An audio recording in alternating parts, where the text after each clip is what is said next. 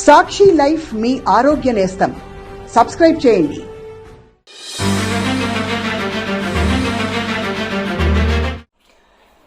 నమస్తే.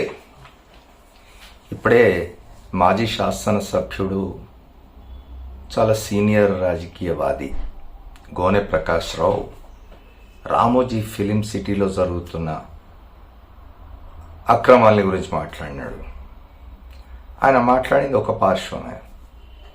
రామోజీ ఫిలిం సిటీలో ప్రజలకు సంబంధించిన భూములు ఆక్రమణకు గురై ఉన్నాయి, వాటిని రామోజీరావు చెర నుంచి విడిపించాలి అని గోనె ప్రకాష్ రావు డిమాండ్ చేస్తూ ఉన్నారు. చాలా కాలంగా ఆయన పోరాటం చేస్తున్నాడు. గతంలో కూడా చాలామంది రాజకీయ నాయకులు మాట్లాడినారు. తర్వాత కాలంలో ప్లేట్ ఫిరాయించినారు తప్ప, ఉద్యమ కాలంలో కల్వకుంట్ల చంద్రశేఖరరావు కూడా నేను రామోజీ ఫిలిం సిటీని రేపు తెలంగాణ వచ్చిన తర్వాత 1,00,000 నాగళ్లతో దున్నిస్తా అని మాట్లాడినాడు. తర్వాత తెలంగాణ వచ్చి ఆయన ముఖ్యమంత్రి అయిన తర్వాత రామోజీ ఫిలిం సిటీకి వెళ్ళి మరి రామోజీరావుతో ఏం డీల్ కుదుర్చుకున్నారో తెలియదు, కానీ ఒక్క ఇంచు కూడా ఆక్రమణకు గురైన భూమి లేదు, ఇందులో ప్రజల భూమి లేదు. ఇది ఒక గొప్ప ప్రపంచ ఖ్యాతి చెందిన ఫిలిం సిటీ అని చెప్పి కితాబ్ ఇచ్చి వచ్చినాడు. కానీ వాస్తవం ఏమిటి అంటే, రాజశేఖర రెడ్డి గారు ముఖ్యమంత్రిగా ఉన్న కాలంలో పట్టాలు ఇచ్చిన భూములు అందులో ఆక్రమణకు గురై ఉన్నాయి. గోనె ప్రకాష్ రావు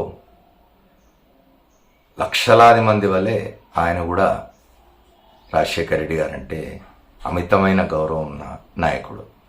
గోనె ప్రకాష్ రావు గురించి కూడా అందరికి తెలుసు. ఆయన నిస్వార్థపరుడు, అతని అవినీతి పాల్పడేవాడు కాదు. 83లో ఒక్కసారి తెలుగుదేశంతో కలిసి గెలిచిన సంజయ్ మంచ్ శాసనసభ్యుడిగా మధ్యలోనే రాజీనామా చేసినవాడు. ఈ 40-45 ఏళ్ల కాలంలో రాజకీయాల్లో ఉండి కూడా ఎక్కడా ఒక్క మచ్చ ఉన్నవాడు కాదు. నిజాయితీ పరుడు, ఏం సంపాదించుకోలేదు. చాలా నిరాడంబరంగా ఉంటాడు, రోడ్ల మీద కనిపిస్తూ ఉంటాడు, మనకు తిరుగుతూ ఉంటాడు.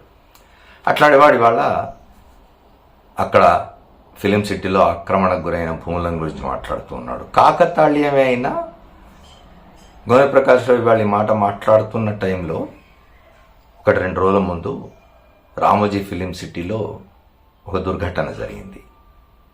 ఒక ప్రమాదంలో ఒక సంస్థకు సంబంధించిన బాధ్యుడు మరణించినాడు. ఇంకో బాధ్యుడు ఆసుపత్రిలో చావు బతుకుల మధ్య పోరాటం చేస్తూ ఉన్నాడు.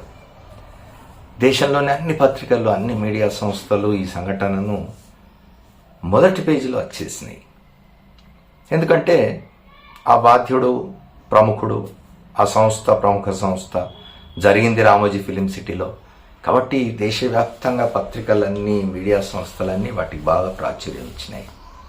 ఒక్క ఈనాడు దినపత్రిక, ఈటీవీ మినహాయిస్తే ఈనాడు దినపత్రికలో ఒక్క లైన్ కూడా దానికి సంబంధించి రాలేదు. ఏమిటి అని అంటే, ఇది వాళ్ళ దగ్గర పోయి ఎందుకు ఇట్లా జరిగింది అని అడిగేవాళ్ళు లేడు. మామూలుగా పత్రికలు, మీడియా సంస్థల బాధ్యత ఏమిటి? ఎక్కడైనా ఏదైనా సంఘటన జరిగితే, ఎవరైనా అక్రమాలకు పాల్పడితే, ఎవరైనా అన్యాయం చేస్తే, ఎవరైనా నేరాలు చేస్తే వాళ్ళకు సంబంధించిన వార్తలు ప్రజలకు చేరేయడం అనేది మీడియా బాధ్యత. ఈనాడు ఏనాడు ఆ బాధ్యతను గౌరవించలేదు, పాటించలేదు. తన యాజమాన్యం, తన యజమాని బాగు మాత్రమే కోరుకున్న సంస్థ.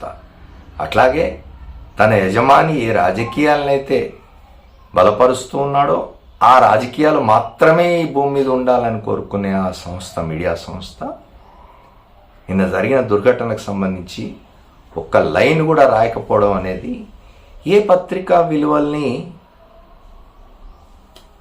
కొనసాగిస్తున్నది? ఏ పత్రికా విలువల్ని ముందుకు తీసుకుపోతున్నది? ఏ పత్రికా విలువల్ని గౌరవిస్తున్నది? ఎందుకంటే ఈ మాట ఇన్నిసార్లు ఎందుకు అనాల్సి వస్తుందంటే, ఆ పత్రికా యజమాని పదే చెప్పుకున్నవాడు గతంలో విలువలు పాటిస్తాం మేమని. ఇవాళ చేస్తున్నది ఏమిటి?